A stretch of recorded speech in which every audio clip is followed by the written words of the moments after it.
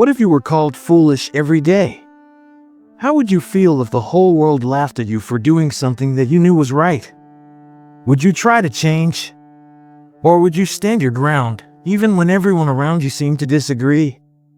Let me tell you a story about a man who found wisdom in what others saw as foolishness.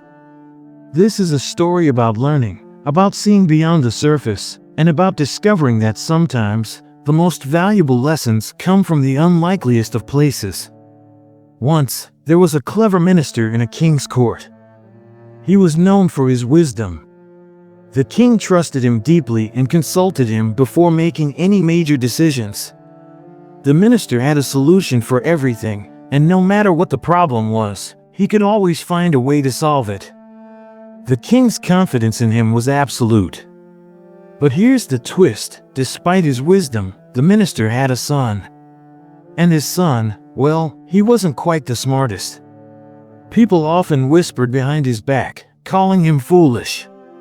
The son was different from his father, not quick with answers, not sharp in conversation.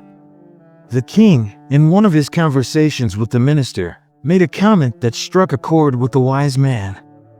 "You are so clever," said the king, "but your son is so foolish. Every morning when I pass by your house, I see him in the market.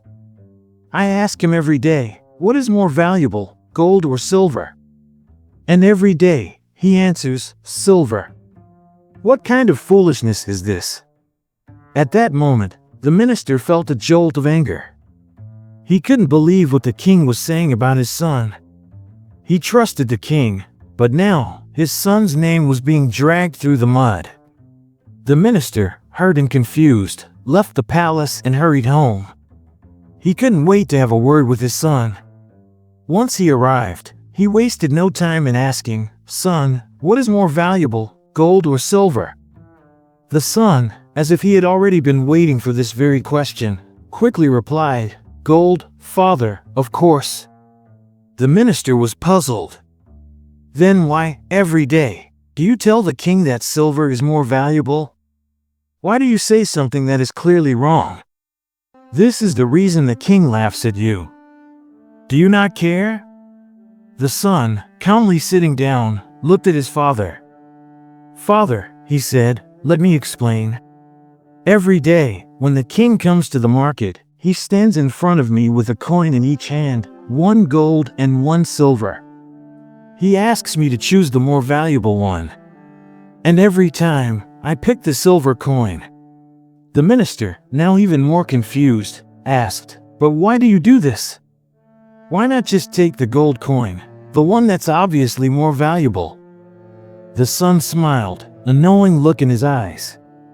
"Because, father, if I pick the gold coin, the king will stop asking me.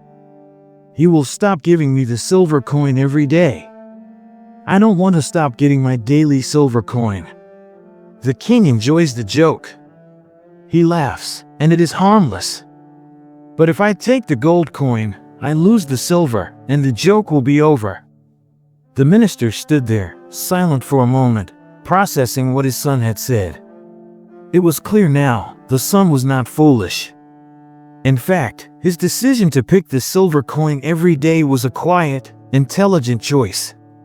It was a choice driven by understanding the king's desires and knowing how to keep a steady stream of benefits coming his way. "Son," the minister said, finally breaking the silence, "I see now. You have a wisdom I did not understand before. People call you foolish, but what they do not see is that you are playing a game. You know exactly what you're doing, and you have understood the king's pattern, the game that he plays. You're not foolish. You're clever in your own way." And from that day on, the minister no longer felt anger or embarrassment when others called his son foolish. Instead, he smiled, knowing that wisdom does not always come in the form we expect. Sometimes, it's found in quiet decisions, in patience, and in seeing the bigger picture. Friends, how often do we look at others and quickly label them without understanding their reasons?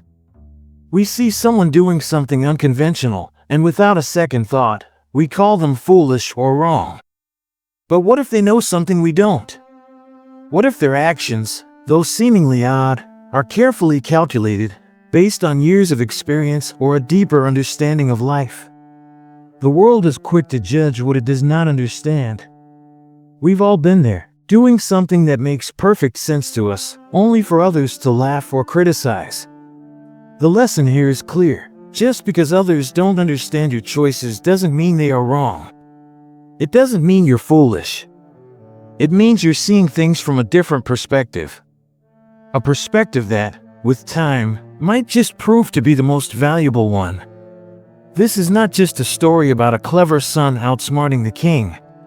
It's a story about patience, about knowing when to play the game, and when to make your own rules. It's a reminder that wisdom doesn't always shout from the rooftops. Sometimes, it whispers in the quiet corners of our decisions. So, the next time someone calls you foolish or questions your decisions, take a moment to reflect. Are you making a choice based on what others think? Or are you following a path that makes sense to you, one that might not always be visible to others, but one that you know is leading you exactly where you need to go? Remember, the world often calls those it does not understand foolish. But if you know that what you are doing is right, and if it brings you peace, then let the world laugh. Stay true to your path. Now, if this story resonated with you, if you found a piece of truth in it that spoke to your own life, don't keep it to yourself. Share it with others who might need this reminder.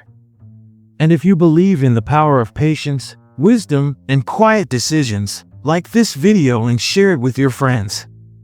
Next time you feel misunderstood, take a deep breath, smile, and keep moving forward. Stay patient, stay grateful, and trust your journey. I'll see you in the next video with another story, another lesson, and another opportunity to grow.